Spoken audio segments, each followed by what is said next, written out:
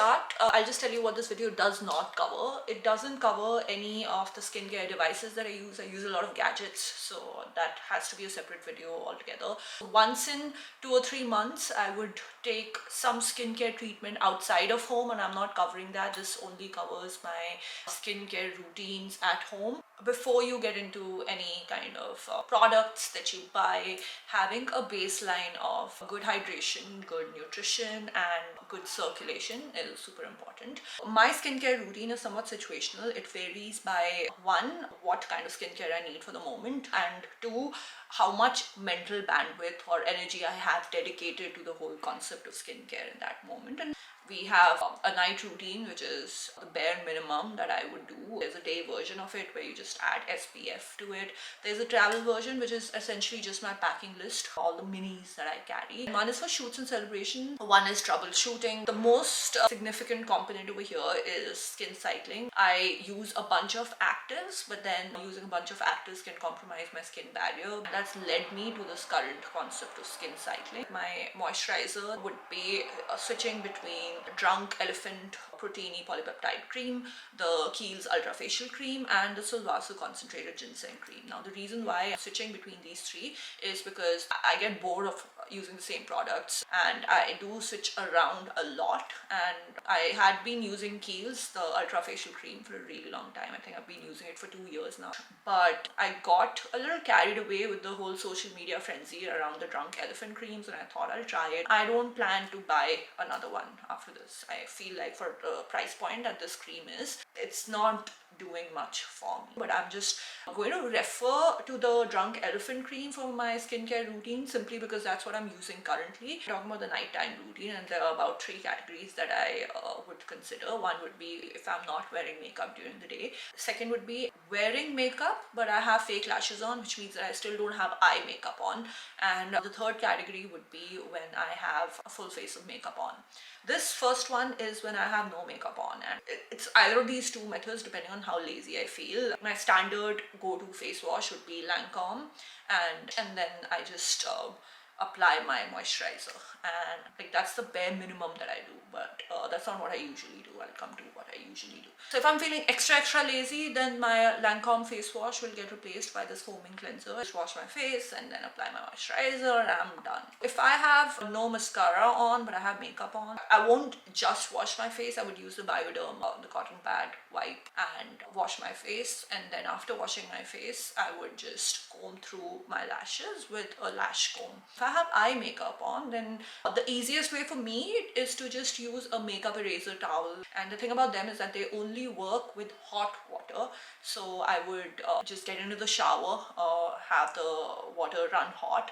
While showering, I would just drench the makeup eraser towel and just wipe around my face, and it just goes away magically, no makeup remover needed. And then the next step would be to just wash my face in the shower, or I would just take the Clinique, take the day off, the balm, just rub it between my fingers, rub it on my face, straight up wash my face after that. The same format, face wash, moisturizer, done as well. But I think the most, I guess, if you're not getting in the shower and not using a makeup eraser towel and you just need to remove makeup, I would dunk a cotton pad in the liquid version of Clinique Take the Day Off, soak it around my eyes, and like just kind of hold it and then soak it and then wipe it off and then wipe it off again. And sometimes I would even wipe off my entire face with it, depending on how heavy the makeup was.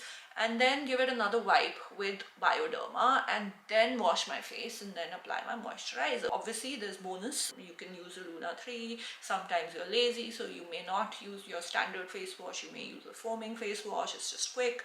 And sometimes when I'm super lazy, I might not even remove my eye makeup separately. I know this is not recommended, but a lot of times I've just, maybe sometimes you come home at 3 a.m. and you're too tired, and I would just go straight with my foaming cleanser and just give it at least one wash, and the next morning I would still have makeup on my face, but still better than nothing, right? If this was my daytime routine, then on this bare minimum, I would just add a layer of sunscreen. These are the 4 sunscreens that I use, and they all have different textures. This one right over here is my travel list, and for shoots and celebrations, if I know that I'm going to be photographed during the day, then I do a bunch of things. One is to make sure that I'm using my Luna Mini, like my face cleaning device, and why I use that is because it also doubles up as a massage device for me. I also have a Foreo, what is that, UFO, and that's also a massage device, but I end up not using it as much because the Luna just does the massage piece, and I always feel like I'm a little more snatched. All the lymphatic drainage has happened. It's like I don't use a gua sha, so I guess that's the equivalent of that result for me for now.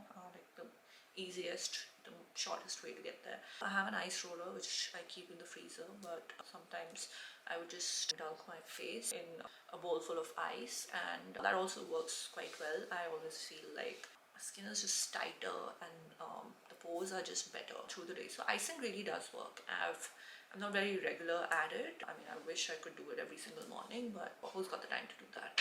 And then my skincare, I would only use layers of skincare which I know is going to do well with the foundation that I'm using for the day. I have tried the whole let's use silicone based moisturizers with silicone based foundations, and let's not mix water based with oil based and whatnot, but I've seen that the only thing that really guarantees that it's going to work out the way I expect it to is to just have tried it out on a non-event day. I also make sure that I use a sunscreen that doesn't give me flashbacks. So currently the Nykaa one that I've been using has done a pretty good job at not giving that white flash, and I stick to that. And there are other sunscreens that I also use, but then I've not enjoyed their texture with my makeup as much. In fact, there have been times when I've been tempted to skip sunscreen altogether. If I did that, then I would use that skin tint, those skin tint sunscreens, and usually that combined with a concealer does the job pretty well. Now we'll upgrade to the more effective part of my skincare routine. That's where actives come in. It could be the likes of retinols, any kind of these acids basically. Retinol is just like a complex form of vitamin A, which is also why pregnant women should avoid retinol. I don't know if everyone knows this, but it's similar to isotretinoin in the sense that it can cause birth defects because vitamin A in excess can do that. How I use actives is that I use something called skin cycling, which is a method by which you use some actives on some days and then some other actives on some other days, and you give your skin a break. For me, I just use salicylic acid and retinol. Day 2, 5 and 6 would be ANR, Advanced Night Repair by Estee Lauder. And this one is not an active. On days where I don't, like say if I've used salicylic acid yesterday, then I won't want to reach out for an active, so I would just reach out for my ANR or this oil serum that I have, and I would just sort of put it on my face before I do my moisturizer. If you are getting onto retinols for the first time, it's better that you speak to a dermat and get a prescription for it.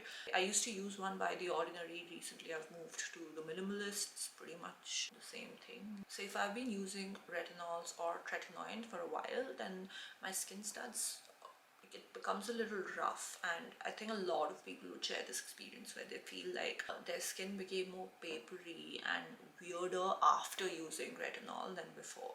And the reason for that is that your skin kind of goes through this sort of a shed, like a purge. Like, I can't really explain what it is like, but it's like the first layer will have to peel off for the under layer to look good, and the salicylic acid speeds up the shedding process, and so does the Luna.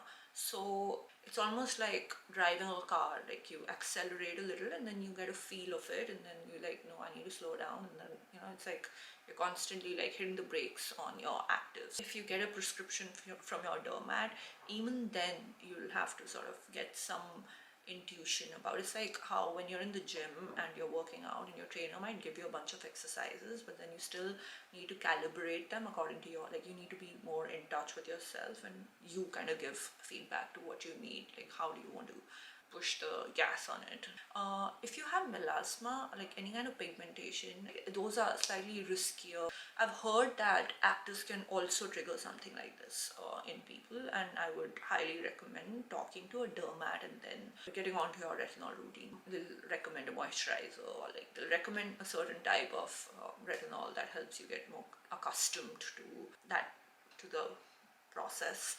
before they put you on the hardcore retinol. If I'm doing a shoot or if I'm having an event or something and I know that I'm going to be wearing makeup and going out, then I don't use retinol that entire week, because then I know that my skin is gonna get a little flaky as it adjusts to the retinol. And if I'm not wearing makeup, it's completely fine, because then the flakes don't show. But if I'm wearing makeup, then it'll catch on to all the tiny flakes and it'll just look very cakey and strange. And of course the Luna helps me shed some of that and speed up the process. But like, if I have a very busy and a socially active calendar, I'll just skip retinol the entire week, which is something I'll probably regret when I turn 50, but for now I'm okay. And then we'll move to the troubleshooters now. Say even with retinol, for example, there are times where you would get that extreme dryness and flakiness. A lot of times it's also referred to as a compromised skin barrier, like it's not able to hold on to moisture, it's become really dry, and the moisturizers that I normally use will not cut it. So what I would instead use is the Clinique Moisture Surge Intense, not the regular Moisture Surge, which is great by itself, but the intense version, which is like it's like you can really, like, it's slick, it's like oily in a way. And that, or Kiehl's has this advanced barrier repair version as well. I would sometimes just apply my standard moisturizer and then do a second layer of these two moisturizers to sort of really treat it like a night sleeping mask. There's also the Sulwhasoo peel off mask that I really like. Every maybe once a week when I have a little more time, I would first do the standard face wash routine and I'll do a good layer of salicylic acid over here.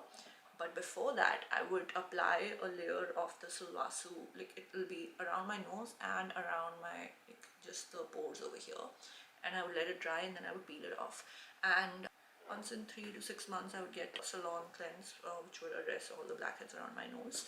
But then sometimes I would just go over with it with a blackhead strip as well. Now strips are anyway not a good idea and one should avoid it as much as possible, but even if you use it, you will still probably see that it doesn't get everything out, and that is partially because you do need an exfoliation routine and not like a once in a while strip that you use.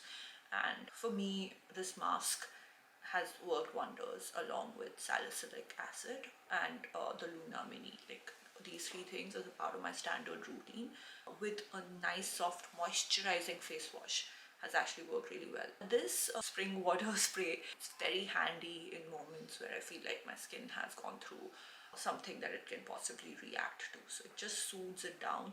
It can be sun exposure, it can be, say, exposure to razor, it can be any, like, sometimes if I feel like I've over exfoliated with my actives, then I would just go a couple of days where I would apply the spray water after washing my face before applying my ANR or my oil serum or anything else. So then there are other things, like I said, I have a few skincare devices that I use every now and then. I have an entire body skincare routine, which is what I would call a lazy girl routine, because I cannot, there's just so much that you can keep doing if you just get carried away with it. And I've found my hacks around how to just get away with it as quickly as possible.